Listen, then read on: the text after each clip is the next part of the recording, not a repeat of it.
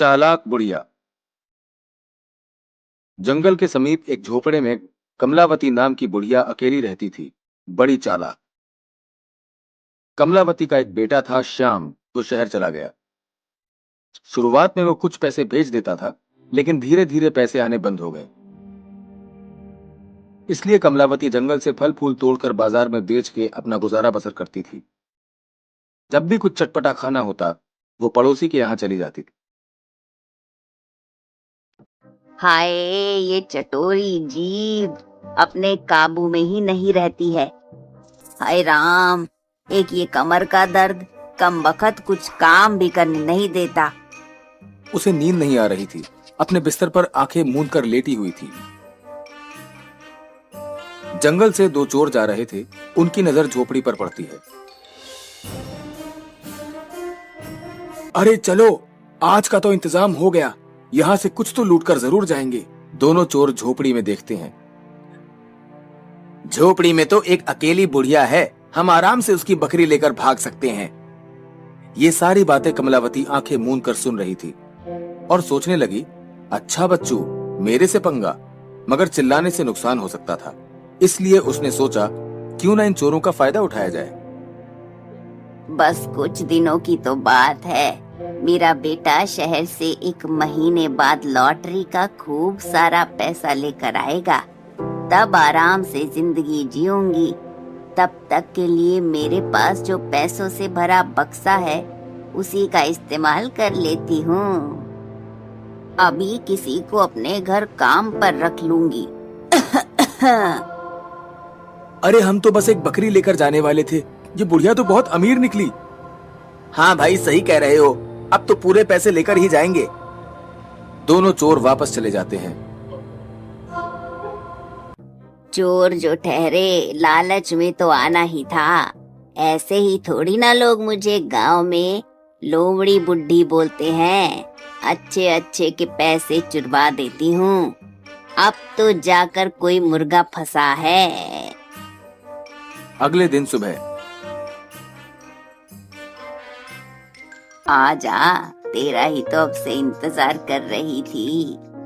अम्मा, हम काम की तलाश में यहाँ आए हैं। आपके पास कोई काम हो तो हमें दे दो। हाँ बेटा, काम तो है मेरे पास, पर पैसे अभी नहीं दूंगी। अठन्नी भी सरकने ना दूं अपने पास से। जब मेरा बेटा शहर से आएगा, तब तुझे पैसे दूंगी। बोल, मंजूर है? हाँ हाँ अम्मा, हमें मंजूर है। मैं भी कोई कच्ची खिलाड़ी ना हूँ। ये बाल थोड़ी धूप में सफेद किए हैं। अब देखो तुमसे कैसे अपनी सेवा करवाती हूँ। जंगल से जाकर लकड़ियाँ ले आओ और जो भी फल फूल मिले उन्हें भी तोड़ लेना। उन्हें भी बाजार में बेचेंगे तो कुछ पैसे आ जाएंगे। कमलावती उनसे दिन भर काम करवाती। उसकी जिंदगी बड़े आराम से चल रही थी। कमलावती चोरों को शक न हो, इसलिए एक बक्सा उठाकर कभी कभी वो जोर से हिलाती, जिसमें से पैसों की खनखनाने की आवाज आती थी। पैसे की आवाज सुन के चोरों की आंखों में चमक आ जाती और चोरों को विश्वास हो जाता कि बुढ़िया के पास पैसे हैं। कमलावती चोरों से और काम करवाना चाहती थी, इसलिए उसने डंका वाले को बुलाकर बोला, गांव में डंका बजा दो। जिसको भी अपने खेत की जुताई करवानी है, वो मुझसे आकर मिले। अरे अम्मा, पर तुम कैसे खेत जुतवाओगी? अरे बेटा, तुम उसकी चिंता क्यों करते हो? तुम्हें मेरी चालाक बुद्धि पे भरोसा नहीं है क्या? तुम्हें अपने खेत जुतवाने हैं या नहीं? 4-5 लोग खेत जुतवाने के लिए मान जाते हैं। बदले में वो कुछ पैसे भी कमलावती को देते हैं। रात को सोते समय नींद में बुदबुदाती है, अरे उनके खेत में तो मैंने अपना सोना छुपाया था। मुझे कल ही जाकर वो छुपाया हुआ सोना हटाना पड़ेगा, वरना उन्होंने खुदाई की तो सारा सोना उनको मिल जाएगा। चोर ये बातें सुन लेते हैं। अम्मा, वो खेत जोतना है ना, वो काम हम कर देते हैं। आप इस उम्र में कहाँ जुताई करोगी? कमर उमर टूट जाएगी तो बुढ़ापे में और जुल्म हो जाएगा। बुढ़िया किसको कहता है रे तू? अभी भी गांव में सबसे खूबसूरत मैं ही हूँ। और तू रहने दे, मैं खुद उन खेतों की जुताई करूंगी। मैं किसी दूसरे को नहीं करने दे सकती हूँ। कमलावती के ऐसा कहने से चोरों को विश्वास हो गया कि जरूर वहाँ कुछ तो है। अम्मा, हम जा रहे हैं जुताई करने, आप परेशान मत हो। चोर कमलावती को किसी तरह मना कर जुताई करने चले जाते हैं। पूरे खेत की जुताई करने के बाद भी उन्हें कुछ नहीं मिलता। अरे यार, यहाँ तो 1 रुपया भी नहीं मिला। लगता है बुढ़िया कोई सपना देख रही थी और हमने सच मान लिया। हाय, इतना काम करने के बाद तो मेरी कमर ही टूटी जा रही है। हाय, इस बुढ़िया के सपने ने तो आज यमलोक पहुंचा ही दिया था। हम इस बारे में बुढ़िया से कुछ पूछ भी नहीं सकते हैं। चोर हताश होकर घर आ जाते हैं, पर बुढ़िया उनको देखकर मन ही मन में हंसने लगती है और बोलती है, और बताओ बेटा, मजे में हो ना? 1 महीना बीत जाता है। अरे अम्मा, तेरा बेटा अब तक आया नहीं? वो ही ना, अब तक आ जाना चाहिए था। कब तक उसकी राह तकेगी ये बूढ़ी आंखें? अरे हाँ बेटा, जरा ये खत तो पढ़ना, उसने ये खत भेजा है।